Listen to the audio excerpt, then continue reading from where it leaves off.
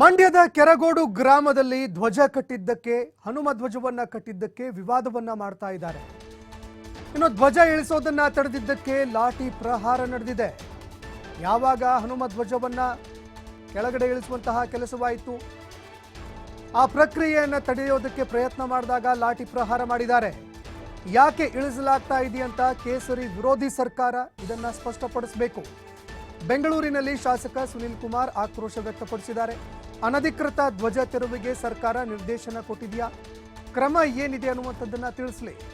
ಒಂದು ಕಡೆ ಕಾಂಗ್ರೆಸ್ ನಾಯಕರು ಅಯೋಧ್ಯೆಗೆ ಹೋಗೋದಿಲ್ಲ ಅಂತ ಹೇಳ್ತಾರೆ, ಮತ್ತೊಂದು ಕಡೆ ಕೇಸರಿ ಧ್ವಜ ಇಳಿಸುವಂತಹ ಕೆಲಸವನ್ನ ಮಾಡ್ತಾ ಇದೆ ಸರ್ಕಾರ ಅಂತ ಸರ್ಕಾರದ ವಿರುದ್ಧ ಆಕ್ರೋಶ ವ್ಯಕ್ತಪಡಿಸಿದ್ದಾರೆ.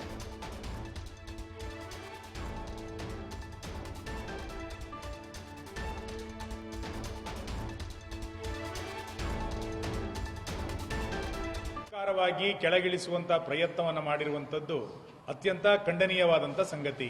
ಇದನ್ನ ಪ್ರತಿಭಟಿಸಲಿಕ್ಕೆ ಹೋದಂತ ವ್ಯಕ್ತಿಗಳ ಮೇಲೆ, ಕಾರ್ಯಕರ್ತರ ಮೇಲೆ ಲಾಠಿ ಪ್ರಹಾರವನ್ನ ಮಾಡುವಷ್ಟರ ಮಟ್ಟಿಗೆ ಕೇಸರಿಯ ಬಗ್ಗೆ ಸರ್ಕಾರ ಅಸಹನೆಯನ್ನ ಹೊಂದಿರುವಂತದ್ದು ಯಾವ ಕಾರಣಕ್ಕೆ ಅನ್ನುವಂಥದ್ದನ್ನ ಸರ್ಕಾರ ಸ್ಪಷ್ಟಪಡಿಸಬೇಕು.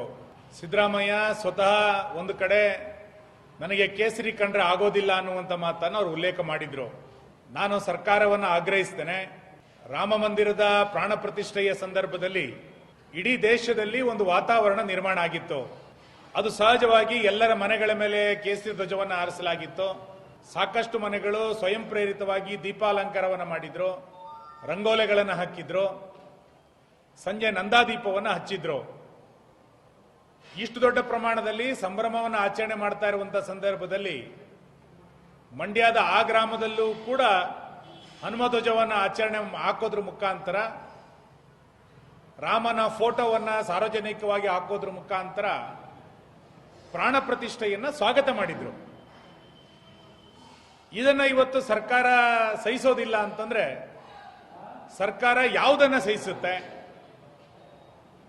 ನಾನಿವತ್ತು ಸರ್ಕಾರವನ್ನು ಆಗ್ರಹಿಸ್ತೇನೆ, ಒಂದು ಕೇಸರಿ ಧ್ವಜವನ್ನ ಇಳಿಸುವಂತ ಪ್ರಯತ್ನವನ್ನ ಮಾಡಿ ಲಾಠಿ ಪ್ರಹಾರವನ್ನು ನೀವು ಮಾಡ್ತೀರಿ ಅಂತಾದ್ರೆ, ರಾಜ್ಯದಲ್ಲಿ ಅನಧಿಕೃತವಾಗಿ ರಸ್ತೆ ಬದಿಗಳಲ್ಲಿ ಎಲ್ಲೆಲ್ಲಿ ಗೋರಿಗಳ ನಿರ್ಮಾಣ ಆಗಿದೆ, ಸರ್ಕಾರಿ ಜಾಗಗಳಲ್ಲಿ ಎಲ್ಲಿ ಗೋರಿಗಳು ಇವತ್ತು ನಿರ್ಮಾಣ ಆಗಿದೆ ಎನ್ನುವಂಥದ್ದನ್ನ ನಾವು ತೋರಿಸ್ತೇವೆ, ನೀವು ತೆಗಿತೀರಾ? ಎಲ್ಲಿ ಬೇಕಲ್ಲಿ ಹಸಿರು ಧ್ವಜಗಳನ್ನ ಬಹಳ ದೊಡ್ಡ ಪ್ರಮಾಣದಲ್ಲಿ ಬೇರೆ ಬೇರೆಯವರು ಹಾಕ್ತಾ ಇದ್ದಾರೆ. ಹಾಗಾದ್ರೆ ಅದಕ್ಕೆ ನಾವು ಇವತ್ತು ಆಕ್ಷೇಪಣೆಯನ್ನ ಸಲ್ಲಿಸಬೇಕಾ? ನೀವು ಅದನ್ನ ತೆರವು ಮಾಡಲಿಕ್ಕೆ ದಿಟ್ಟತನವನ್ನ ಸರ್ಕಾರ ಕ್ರಮ ಕೈಗೊಳ್ಳುತ್ತಾ? ಇದನ್ನ ಸರ್ಕಾರ ಸ್ಪಷ್ಟ ಮಾಡಬೇಕು.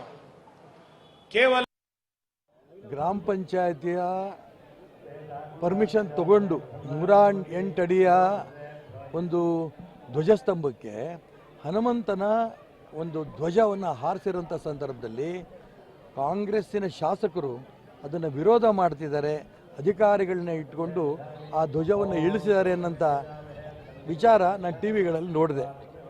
ಆ ಭಾಗದ ನಾಗರಿಕರು, ವಿಶೇಷವಾಗಿ ಆ ಭಾಗದ ತಾಯಂದಿರು ಆ ಶಾಸಕನಿಗೆ, ಕಾಂಗ್ರೆಸ್ ಪಕ್ಷಕ್ಕೆ ಶಾಪ ಆಗ್ತಾ ಇದ್ದಾರೆ. ನೀವು ಭಕ್ತಿಯಿಂದ ನಾವು ಮಾಡಿದಂಥ ಒಂದು ಹನುಮ ಧ್ವಜವನ್ನು ತೆಗಿತಿದ್ದೀರಿ, ಇದನ್ನು ಯಾವುದೇ ಕಾರಣಕ್ಕೂ ಭಗವಂತ ನಿಮ್ಮದು ಒಳ್ಳೇದು ಮಾಡಲ್ಲ ಅನ್ನೋಂಥ ಮಾತನ್ನು ಹೇಳಿದ್ದಾರೆ. ಇಡೀ ಆ ಭಾಗದ ಯುವಕರು, ಹಿರಿಯರು, ನಾಗರಿಕರು, ಹೆಣ್ಮಕ್ಳು ಎಲ್ಲರೂ ಕೂಡ ಒಟ್ಟಾಗಿ ಸೇರಿ ಅದನ್ನು ಪ್ರತಿಭಟನೆ ಮಾಡ್ತಿದ್ದಾರೆ. ನಾನು ರಾಜ್ಯದ ಮುಖ್ಯಮಂತ್ರಿಗಳಿಗೆ ಸಂದರ್ಭ ಒತ್ತಾಯ ಮಾಡೋಕ್ಕೆ ಇಷ್ಟಪಡ್ತೀನಿ.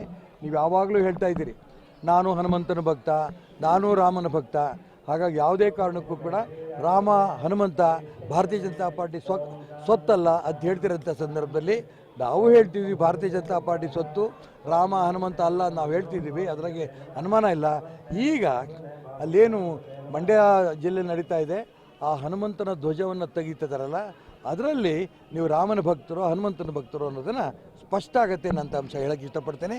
ಅಲ್ಲಿ ಆ ಧ್ವಜವನ್ನು ಹಾರಿಸೋದಕ್ಕೆ ಯಾವುದೇ ಕಾರಣಕ್ಕೂ ತೊಂದರೆ ಕೊಡಬಾರ್ದು ಅನ್ನೋದನ್ನು ಮುಖ್ಯಮಂತ್ರಿಗಳ ಗಮನಕ್ಕೆ ತರಕ್ಕೆ ಇಷ್ಟಪಡ್ತೀನಿ. ಗ್ರಾಮ ಪಂಚಾಯತ್